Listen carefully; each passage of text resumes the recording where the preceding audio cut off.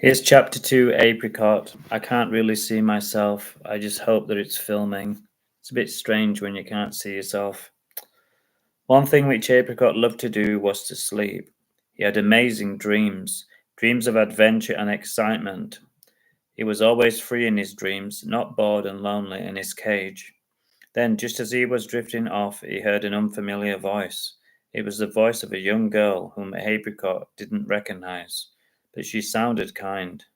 His master had finished mowing the grass, and now he had sat in his favourite armchair with a can of beer in his hand, and Apricot could breathe a sigh of relief and begin to think.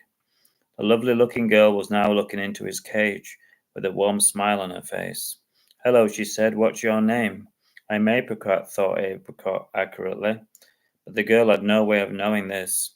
All that all that Apricot could do was to give her his best loving and cute look. I'm Heidi, she said, and she held out a bunch of lovely looking grass like flowers. Apricot was extremely hungry, and it didn't take him long to finish them off.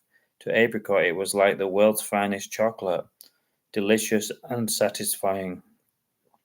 Heidi sounded like a funny name to Apricot, but then again, he was sure that Apricot would sound funny to most people.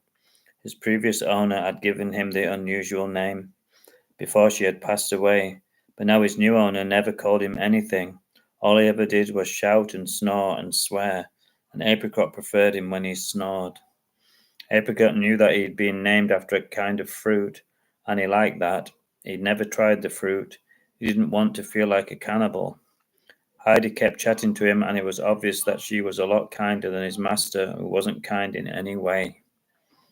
She stroked Apricot through his cage, and it was a lovely feeling.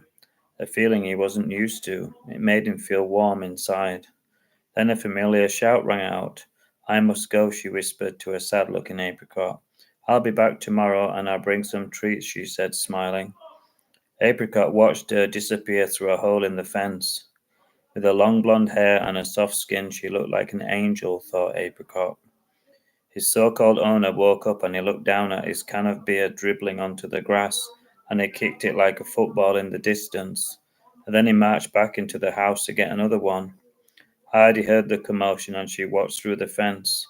Poor Apricot, she thought, as the man swore like a sailor. And then he started up the lawnmower and it coughed and spluttered back into life and sending decapitated grass high into the summer air.